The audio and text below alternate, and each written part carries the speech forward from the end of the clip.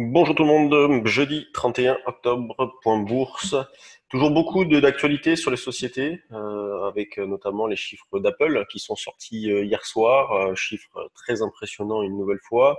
Facebook aussi a sorti ses chiffres. En France ce matin, on a eu ceux de BNP qui sont bons, supérieurs à ce qui était attendu. On a Sanofi qui a sorti des chiffres solides. Safran aussi, c'est bien.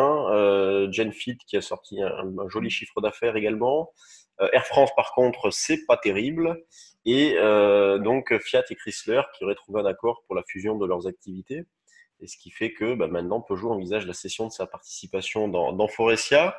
Donc quand on regarde tout ce que ça donne sur les actions, donc commençons par les valeurs du CAC, vous voyez que ça part un petit peu dans tous les sens sur Peugeot qui hier a terminé en hausse de 4% après en prendre 8 à un moment donné pendant la séance pour perdre 8-10% ce matin. Donc c'est hyper impressionnant. Vous voyez, on parle de Peugeot.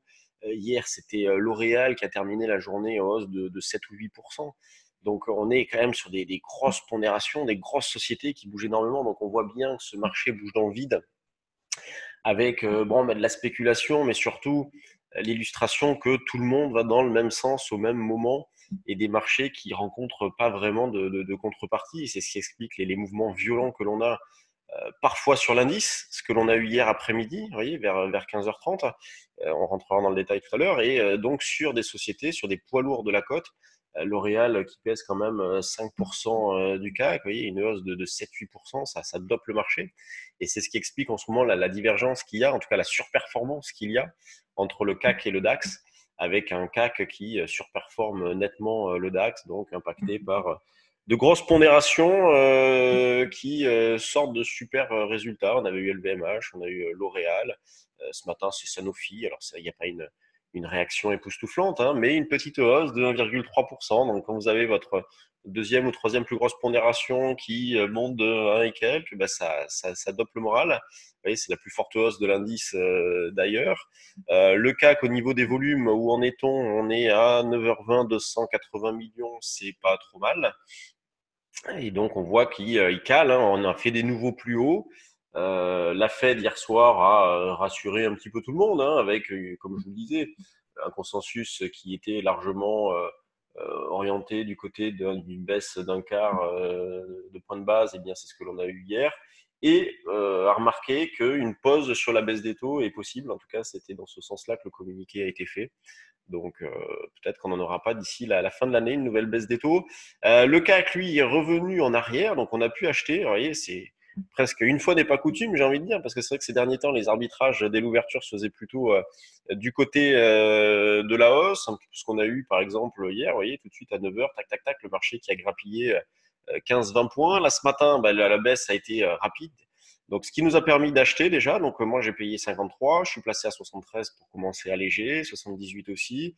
Sur le trade du jour, on avait proposé 56. Donc, vous voyez, dans le même esprit, on peut intervenir sur des turbocalls dans l'idée d'accompagner ce mouvement de hausse d'un marché qui reste ferme, qui retrace pas beaucoup, une volatilité intraday qui reste assez modeste. Donc, acheter des calls sur des replis ne mange pas de pain, par exemple du 5550, éventuellement 80, sur des retracements jusque vers 5750 et jusqu'à 5715-20. Alors je suis à 73, allez, un petit effort, voilà, ça c'est fait. Il en reste pour 78, donc vous voyez, premier écart de la journée, une bonne vingtaine de points, c'est toujours bon à prendre. Même si c'est vrai qu'en ce moment, je ne fais pas des quantités très importantes au vu de la période, au vu du manque de visibilité, au vu de l'incertitude. Eh bien, tous les jours, on arrive à gratter 20-30 points par lot. Alors parfois, il faut être patient, hein, comme hier, où eh bien, on n'a pas fait grand-chose jusqu'à milieu d'après-midi, où là, on a eu un retracement, ce qui nous a permis d'acheter. Alors moi, en ce qui me concerne, j'ai acheté jusqu'à 13,5.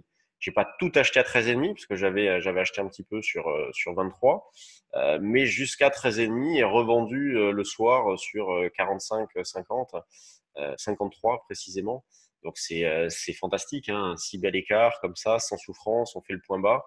Et donc un marché qui reste pour l'instant très bien orienté, des probabilités de rebondir qui restent nettement supérieures, pas d'indication pour l'instant de fragilisation. Et on voit, hein, dès qu'il y a eu des retracements, on s'est arrêté sur le premier support significatif la zone des 5705-10. Donc, si jamais on y retourne à 53, vous voyez, je vais m'y remettre, hein, une fois que j'aurai terminé cet enregistrement-là, une fois que je me mettrai à 53, je me remettrai à 73 et je vais travailler donc dans cet esprit-là, en cherchant à accumuler des écarts de l'ordre de 20-25 points. La volatilité le permet en ce moment. De toute façon, en ce moment, c'est tout ou rien. Soit le marché ne bouge pas beaucoup, soit il bouge fort. Donc pour l'instant, il a l'air de vouloir bouger. On va en profiter. Le DAX, lui, est en double top avec hier soir, donc en petite sous-performance du DAX, alors que le CAC, lui, a fait des plus hauts. Achat sur repli. Alors là, le niveau que l'on proposait ce matin, c'était un petit peu comme ce matin à 8h15, lorsqu'on a envoyé nos propositions, notamment sur le trade du jour. On était sur les mêmes niveaux que la veille, et bien la stratégie était identique, à savoir un niveau d'achat un peu proche 12 880, un plus bas 12 830-35.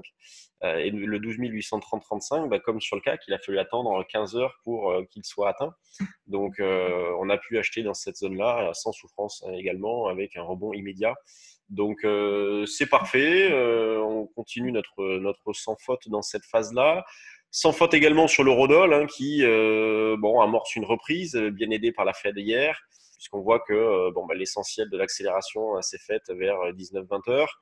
Une vente vers un 11,70-80, c'est la zone de vente, dans l'idée de se racheter vers un 11,35-40 pour commencer, jusqu'à un 11,5-10, vous voyez, un petit peu à la volée des niveaux comme ceci.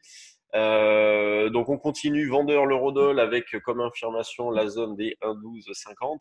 Alors autant sur l'eurodoll, il est facile entre guillemets de déterminer un niveau d'infirmation des positions, autant sur les indices c'est beaucoup plus compliqué dans la mesure où ils n'ont pas du tout retracé, où la pression reste forte sur les vendeurs à découvert qui n'ont pas la possibilité de se racheter dans de bonnes conditions. Donc quand on regarde les PO à droite à gauche, alors elles sont faibles en termes de quantité, mais elles sont majoritairement baissières en ce qui concerne la spéculation, donc une nouvelle fois prise à contre-pied.